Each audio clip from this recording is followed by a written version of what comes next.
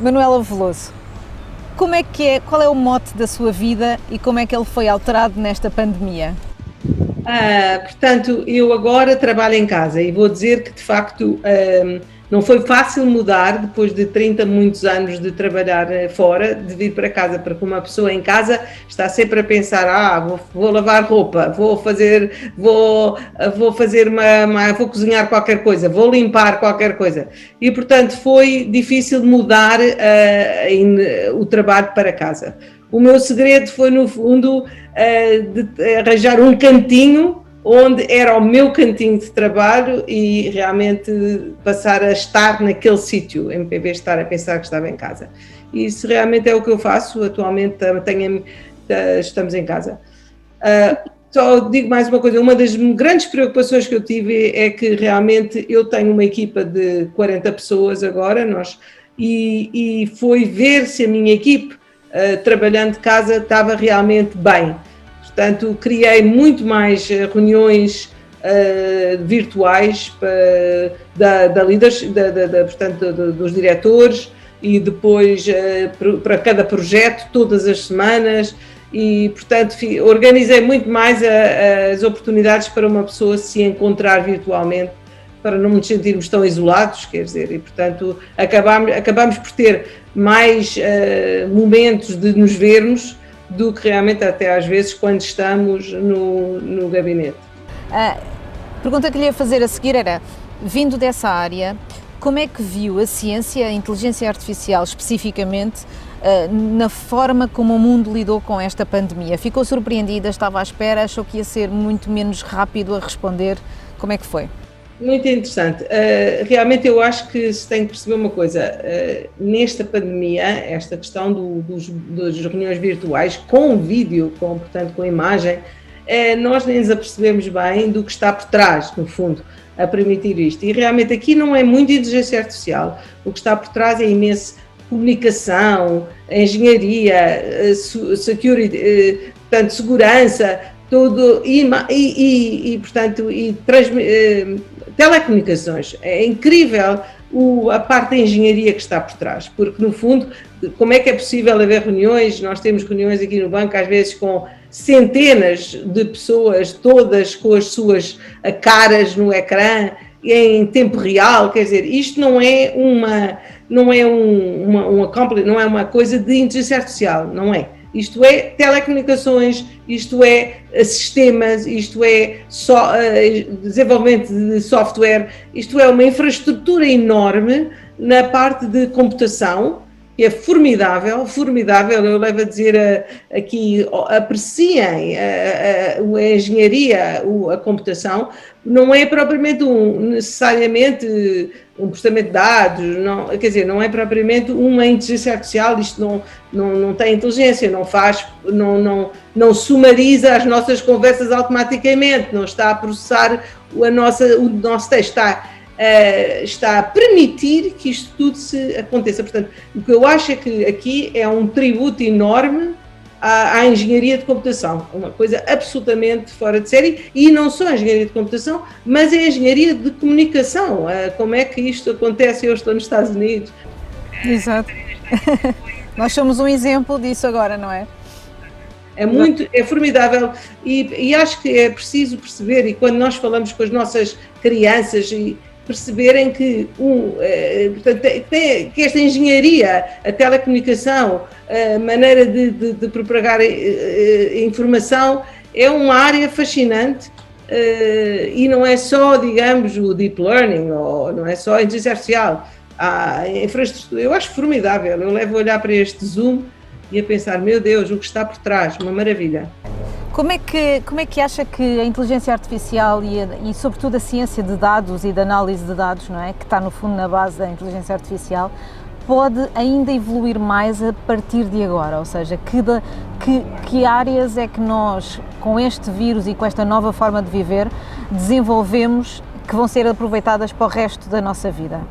Bom, não há dúvida que esta parte de digitalizar tudo, de digitalizar todas as nossas conversas, da capacidade gravar tudo isto, mais uma vez, significa que há dados que nunca houve antes. Portanto, estes dados de conversas, estes dados de perceber a sequência de todos os zooms que nós fazemos, calendário, tudo isto são dados.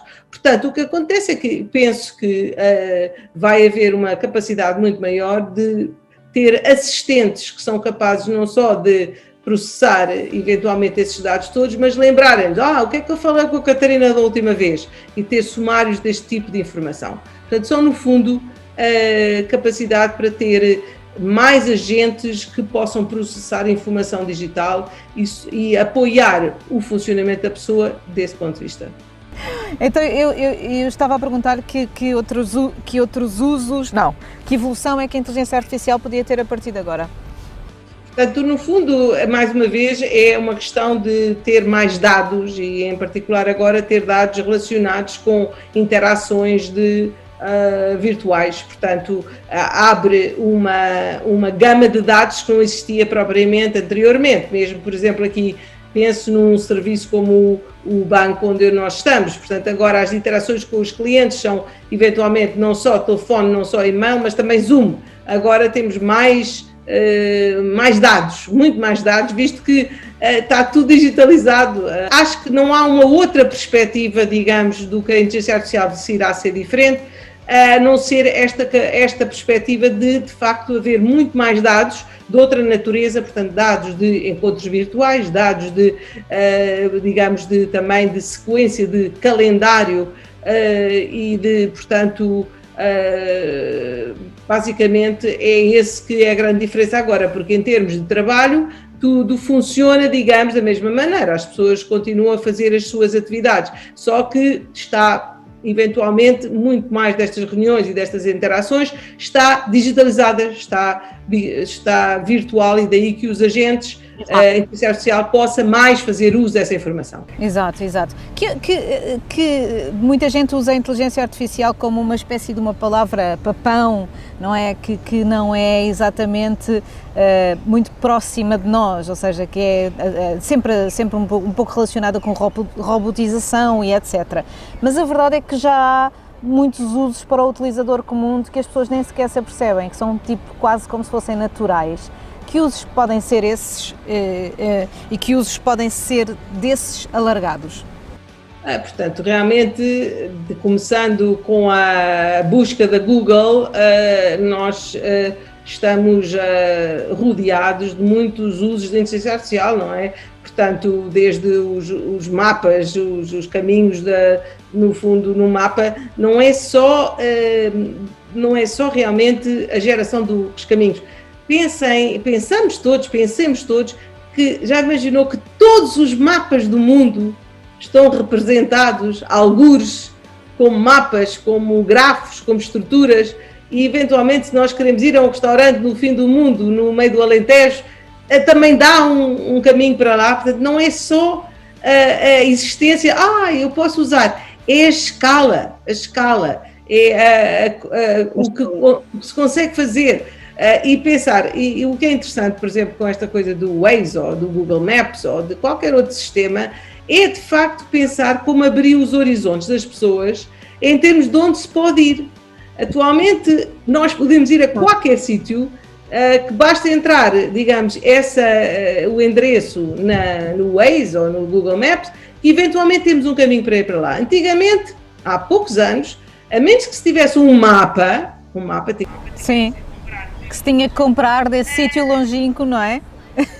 Tínhamos que comprar um mapa e depois, eventualmente, talvez uma pessoa amiga soubesse desse sítio que nos dizia, olha, eu fui por ali, tomava-se notas, e, portanto, também onde se podia ir era limitado por ter mapas ou pessoas amigas, ou podia ir à deriva. Mas, quer dizer, é uma coisa completamente diferente, esta sensação, e eu digo também aqui em Nova Iorque ou nos Estados Unidos, que não há nenhum sítio onde não se pode sair. Quer dizer, exato.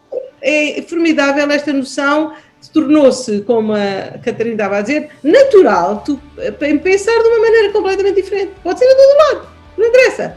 Desde que nós tínhamos o endereço ou, digamos, as coordenadas do sítio, podemos ir a qualquer sítio. A Manuela é muito otimista, há quem não seja tanto, nomeadamente a questão dos algoritmos e da inteligência artificial aplicados ao Facebook e à Google têm sido muito criticados por nos colocarem em redis de opinião, nomeadamente, e como isso pode ser prejudicial no sentido de tanto de limitar as nossas escolhas, como também de sedimentar algumas escolhas perigosas para nós e até para a humanidade. Qual é a sua opinião sobre isto, sobre esta ideia? Catarina, embora eu seja realmente otimista, estou muito consciente de facto que a realidade é diferente. É perigoso, eu acho que de facto é uma ferramenta, esta coisa da inteligência artificial dos dados, que pode, no fundo, como dizem bem, mudar, quer dizer, manipular muito a nossa vida e no fundo estar a determinar situações que nós não queremos, e injustas também do ponto de vista de bias. Eu tenho dificuldade em falar destas coisas em português. Pois, é no sentido de nos dar um certo parti pris, um ponto de vista, digamos assim. Exatamente, mas há uma coisa que se tem que pensar, é o seguinte, nós temos que pensar uma coisa, não podemos andar para trás. Portanto, o que acontece é que de facto não podemos agora deixar que não se faça classificação de imagens, que não se faça recomendações baseadas no que a gente faz, não se pode. Portanto, a única coisa que há a fazer é tentar nós, como humanos, ganharmos robustness, temos que ser superiores a este tipo de informação e, portanto... E como é que vamos sê-lo? Como é que vamos conseguir sê-lo? Mas, quer dizer, portanto, temos que aprender, assim como, por exemplo, uma coisa que eu vou-lhe contar, portanto, uma pessoa, nós agora vemos filmes da televisão do Netflix, suponho. Se nós vemos um filme sobre, portanto, um tema qualquer, esta inteligência artificial passa-nos a dar recomendações todas, parece que nunca mais vamos ver nada diferente, só é aquele filme e semelhantes àquele filme. E no outro dia, nós estávamos a comentar aqui em casa com o meu marido o seguinte, nós vimos um filme mau, não gostámos nada, mas a partir daqui parece que todos os filmes eram iguais àquele, quer dizer, é uma coisa terrível. E, portanto, nunca mais nos libertávamos daquele filme. Exato. Visto, é terrível. E, portanto, era tudo semelhante, os mesmos atores, quer dizer, uma coisa terrível. E então a Manuela começou logo a pensar como é que poderia fazer um algoritmo ao contrário, claro. Exatamente, começo logo a pensar que cá está a inteligência artificial a funcionar, neste caso, vê-se que funciona, mas que não me está a dar aquilo que eu quero. E, portanto, tem que fazer um esforço para sair daquilo. E, portanto, e depois, eventualmente, faz-se login com outro nome e tenta-se fazer não sei o quê para se libertar daquelas coisas todas que, eventualmente, esta inteligência artificial está, de maneira errada, a fazer recomendações que não têm nada a ver com o que eu quero.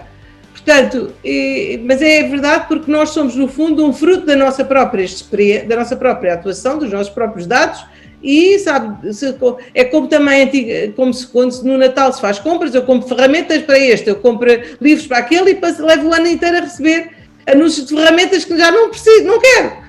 Quer dizer, portanto, há métodos de andar na internet um bocado mais anonimizado. Portanto, tem que se perceber e mais, sabe, portanto, os milénios, as pessoas mais que sabem muito da internet, sabem fugir a esta inteligência artificial que, no fundo, parece que nos guia de maneira que não é propriamente às vezes o que a gente quer. Mas acho que os problemas da Facebook diz, e os problemas também das outras, da interferência nas eleições, os problemas de fazer inferências sobre criminalidade, sei lá, tanta coisa que se faz mal.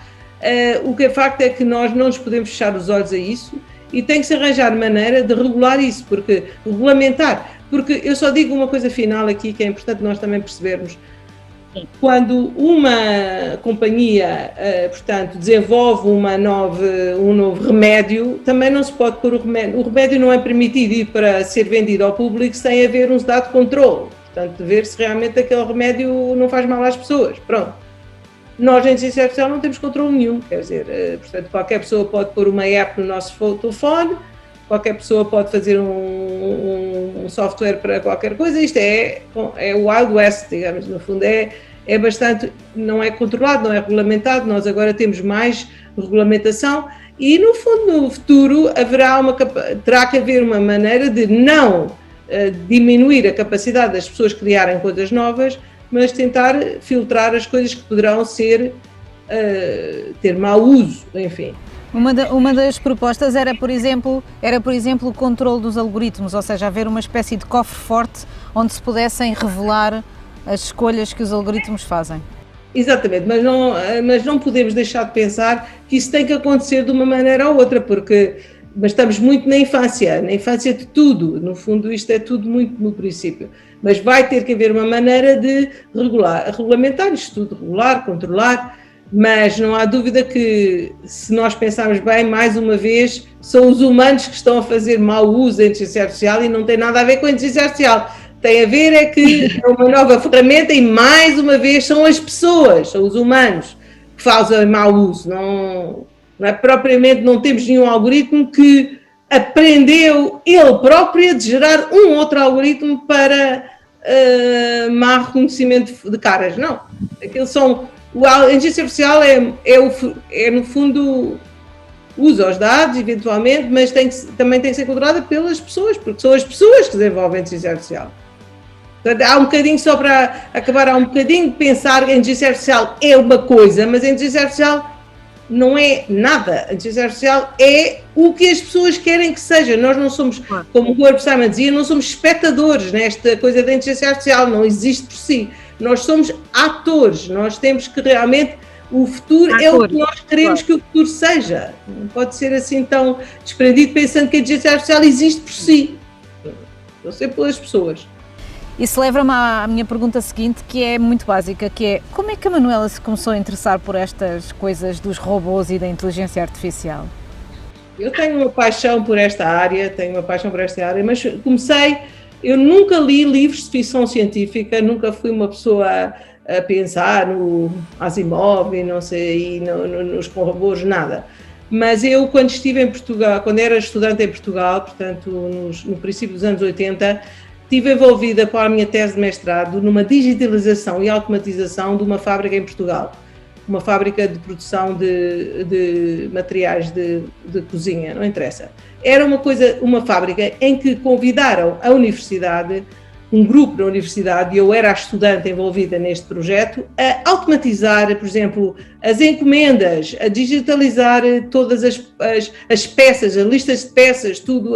E eu fiquei fascinada pela capacidade de representar conhecimento que existia todo em papel e depois automatizar processos. Portanto, estamos no princípio dos anos 80, mal havia computadores quase, e eu fiquei, desde esse momento, digamos, isto foi realmente nessa altura, porque até mesmo durante o meu curso de Engenharia Eletrotécnica não tinha assim um grande apego à inteligência artificial, mas foi, digamos, este processo de perceber o poder que os computadores têm em automatizar processos, em melhorar a execução, etc., que pronto, eu fiquei completamente a pensar que isto ia ser a minha vida, era de facto esta automatização, esta representação de conhecimento, esta interação com os humanos, esta aprendizagem máquina, isto tudo. E depois fui fazer a tese de doutoramento à Carnegie Mellon, que era no fundo a número 1 em inteligência artificial, e ali era tudo inteligência artificial. Ali cheguei lá, aterrei e era todas as pessoas a pensar como é que as imagens, como é que o som, como é que o sistema percebe, entra em diálogo com as pessoas, desde a speech, desde a fala, às imagens, à robótica, digamos, à natural language, à linguagem, era tudo. Portanto, a Carnegie Mellon era, um departamento, uma escola. Era o centro desse mundo, era o centro do mundo da inteligência artificial. E pronto, depois apaixonei-me pelos robôs, porque no fundo os robôs põem junto a capacidade de olhar para dados, a capacidade de tomar decisões e a capacidade de executar, e portanto esta ligação de todas as capacidades é no fundo o que eu acho que é a essência da inteligência artificial. E eu não fiquei apaixonada só por linguagem, ou só por visão, ou só por aprendizagem máquina, mas eu gosto das coisas quando são realmente bots, robôs, que executam tudo e são autónomos e são independentes. Eu ia perguntar até que ponto é que foi importante ter sido uma mulher a fazer esse caminho.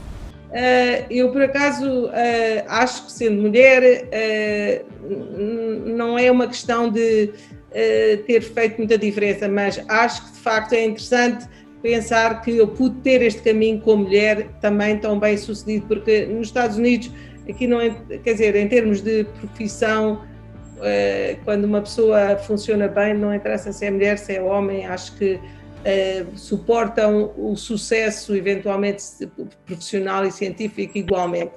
Eu acho que sendo mulher, a razão porque talvez tenha tido muito entusiasmo, tenha tido a capacidade de, no fundo, pensar para além das fronteiras que existiam, gosto de pensar em coisas novas, tenho muito interesse em pensar neste problema de ajudar, de tentar ter robôs que ajudam do ponto de vista de tarefas e pronto, mas no fundo acho que qualquer pessoa, homem ou mulher, consegue ter sucesso na área de inteligência artificial. Uma última pergunta que gostava mesmo de lhe fazer era, imagino que era cooptada para um governo em Portugal, para vir para cá, nesta área, nesta altura tão importante, o que é que faria? Quais é que seriam as suas primeiras medidas?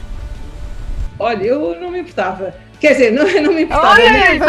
Olha que isto vai ser visto por muita gente. Não, estou a dizer, mas o que eu acho é o seguinte, Portugal é um país formidável em termos de, como é que eu ia dizer, inovação. Eu lembro-me quando estava em Boston nos anos 80 com a linha verde, foi uma coisa fantástica.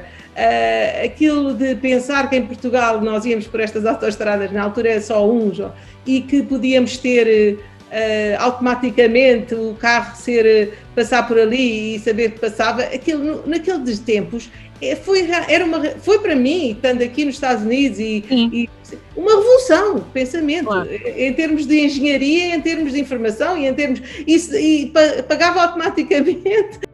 E agora também nos parques e no estacionamento na rua.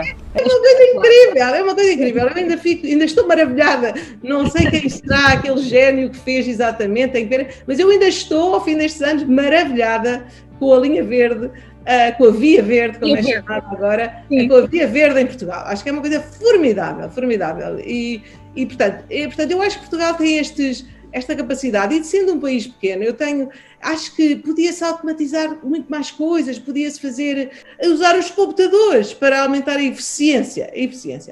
E no fundo é isso. Eu também penso que, eu por exemplo agora também vou aqui dizer que eu tive umas conversas no ISCTE, um Instituto Superior, e no fundo é uma universidade que conjunta a tecnologia, o governo, a psicologia, as empresas, e no fundo é isso que é preciso, no fundo pessoas que percebam, que é o que eu também estou a aprender aqui no banco.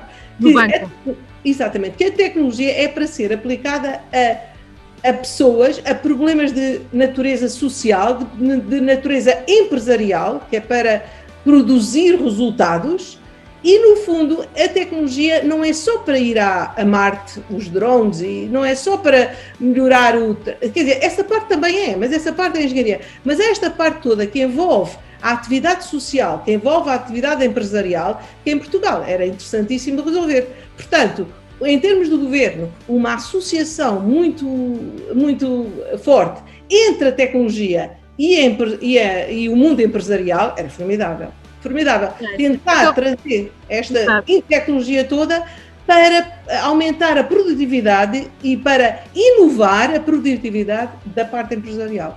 Ok, então vamos fazer por isso, vamos lá fazer aí uma forcinha para a Manuela voltar para Portugal. Manuela, obrigada por esta entrevista, apesar das condições, mas mais uma vez prova que a tecnologia permite juntar as pessoas e não só afastá-las. Obrigada. Obrigada, Manuela, obrigada pelo seu tempo. Obrigada.